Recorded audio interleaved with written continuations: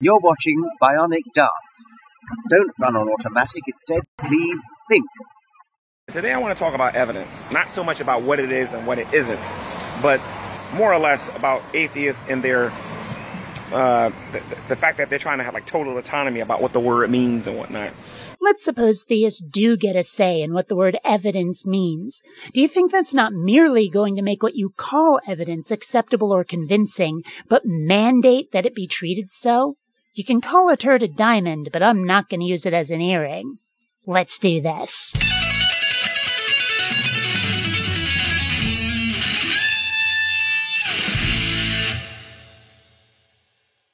Greetings, fellow space travelers. BionicDance here. Today we're looking at someone who thinks atheists have been hoisted by their own petard, argument-wise. Of course, his reasoning on the matter is chowder-headed, and I'm sure his own case is hopeless. But perhaps we can reach some other believer who isn't quite so deluded about the reasons to accept their God's existence. They'll claim to the blue in the face that no one's ever provided any evidence for them for the existence of God. And the ones that are intelligent and actually know how to debate will actually say something along the lines of, no one's ever shown me any evidence that would convince me that a God exists. And this is an attempt to frame it as just being someone's opinion, and therefore dismissible or irrational. But it doesn't work like that, not when the issue under debate is one of existence. As I'm fond of saying, using logic and reason alone, I can prove absolutely anything exists, provided I don't have to show you any physical evidence for it, provided you're never able to test or check my assertions.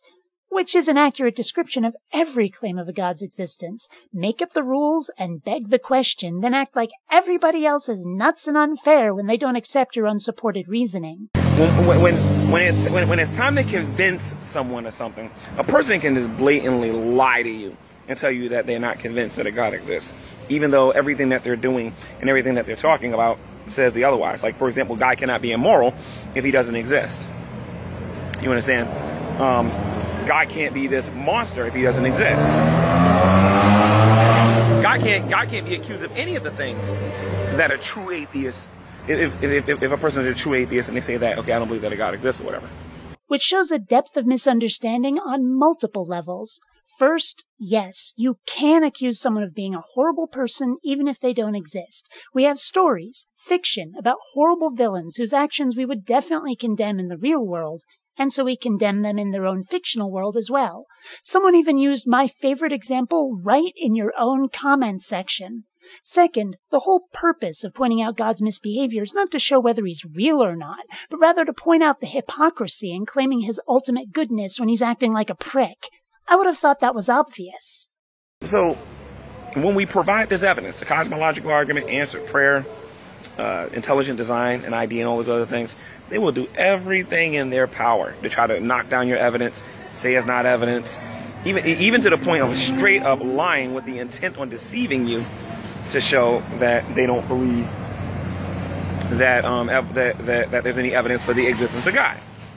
But all he just named are either untestable, unverifiable claims, or attempts to, as I said before, prove God exists using only arguments and no tangible empirical evidence to back up their reasoning. You have to be able to do better than that when the question is of existence. You're demanding we accept, for something as complicated as your alleged God, less evidence than we'd accept for the existence of things as simple as water or gravity. It's just not going to happen. Now let's look at evolution here for a moment. They claim that evolution is true. Macroevolution, to be specific. Okay, that we share a common ancestor with lettuce and tomatoes. See, he's trying to make that sound ridiculous, but if you go back far enough, life having a single origin and then branching out into both plants and animals is not silly. Indeed, we have physical, biological evidence for just that.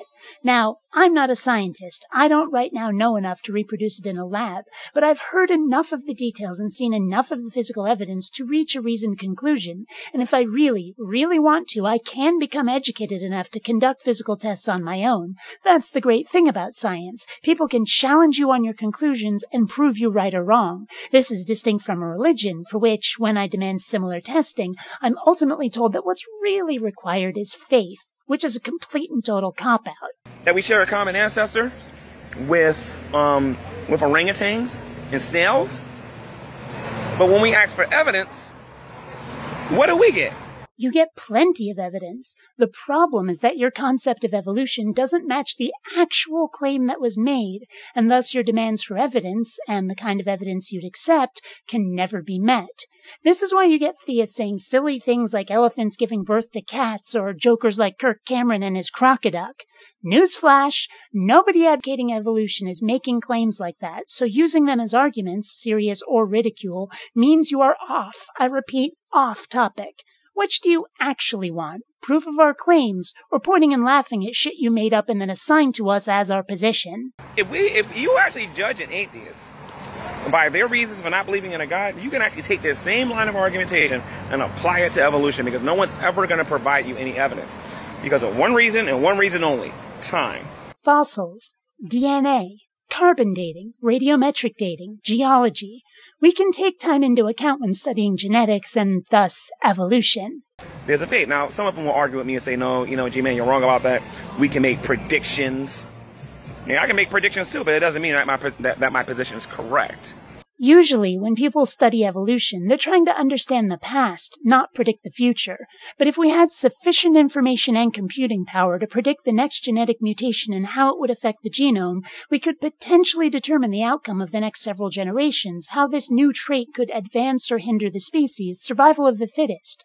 These are not merely predictions. It would be based on rigorous testing and sufficient information. Trying to claim that's even slightly similar to preaching about God's will or reading tea leaves or whatever is dishonest to the extreme, and that's giving you credit. The other option is that you're mentally defective.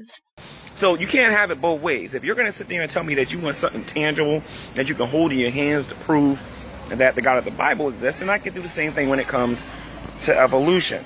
Do I have to repeat the whole fossils and DNA spiel again? Even if you don't agree with it, you can't even give us that much. I want something that I can hold. I want something that is tangible. And I'm only doing that. The only reason I'm doing that is because you, as an atheist, have lied so much about not having evidence and evidence not convincing you, and what's evidence and what's not considered evidence, what's the claim versus what's evidence. You have done that so much that it's so easy to refute the things that you guys say. It's not even funny because we take your standards and we throw them right back at you. You get our standards wrong, you don't seem to realize it, and then you try to throw them right back at us because you know you can't meet the challenge. A scientist telling you that evolution is true? Guess what? I'm sorry to inform you guys, evolution is not true. That would be the claim. The science book is the claim. The actual evidence is you doing an experiment right in front of me to be able to demonstrate what you're actually saying is true. No, it doesn't have to be done right in front of you. It just has to be something that can be replicated and repeated. This is what I mean when I say you don't understand how evidence works. You need to look up what it means to be testable. Testability, a property applying to an empirical hypothesis. A hypothesis is testable if there is some real hope of deciding whether it is true or false of real experience. Evolution gives us that potential. Religion does not. Indeed, Christianity and Islam tell us to ignore that specifically, demanding we instead use faith. Science works on the exact opposite principle. If you have to use faith, you shouldn't treat it as true. And I'll use this argument all day long. Fossil records? Oh, you can't use that now. That's not going to work because you can't tell if a bone had babies or not. What? Okay, G-Man, we can't use the fossil records. What about the fact that we share chromosomes, the same amount of chromosomes as other species out there? That doesn't work either because, tobacco has more chromosomes than we do. So, what does that have to do with it? Are you trying to say that superiority over other species is determined by chromosome number? Sheesh, just whip it out in measures so we can get this over with. If you take the argumentation that they use for the existence of God and flip it and throw it right back at the atheist, evolution isn't real. Even the atheist himself doesn't exist because they don't even know what evidence is. They don't.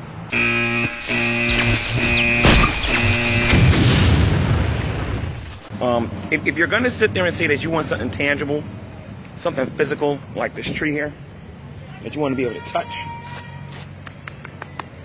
I don't have a problem with that. Just so as long as you're fair and you understand that when it's time for me to want my evidence for evolution, guess what I want you to do for me? I want you to give me physical evidence. That's the way it's going to work. And if you can't do that, I am more than justified to not believing that macroevolution is true.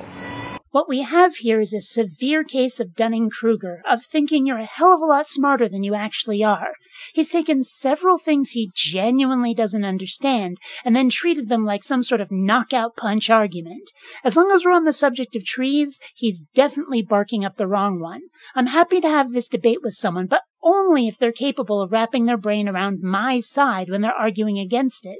And I suspect that he'll just say, "Nuh-uh, I totally understand your position," and then continue to argue at least 45 degrees off target. Like I said, Dunning-Kruger. I just wanted to make this video, guys, and see what you guys think about this. I know the atheists are already downvoting this video. I'll probably get 1 million downvotes. But for the Christians and the people that are more open-minded about this kind of line of argumentation,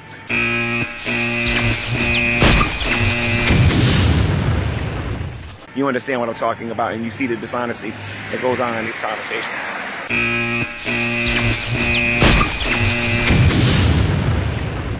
This is why I need you guys to donate on Patreon. I'm gonna run out of money buying these damned irony meters. In any case, this is why atheists and theists have such trouble seeing eye to eye. When we use words like evidence, we do not mean the same thing by it, or how, why, or when to apply it, what purpose it can serve, and what form it can take to be legitimate. I find myself wondering what form these conversations would take if we could truly break through that barrier to communication. Unfortunately, I suspect this paradigm problem is being maintained deliberately, and not by the atheist side. Until next time, fellow space travelers, this is BionicDance saying don't run on automatic. Instead, please think.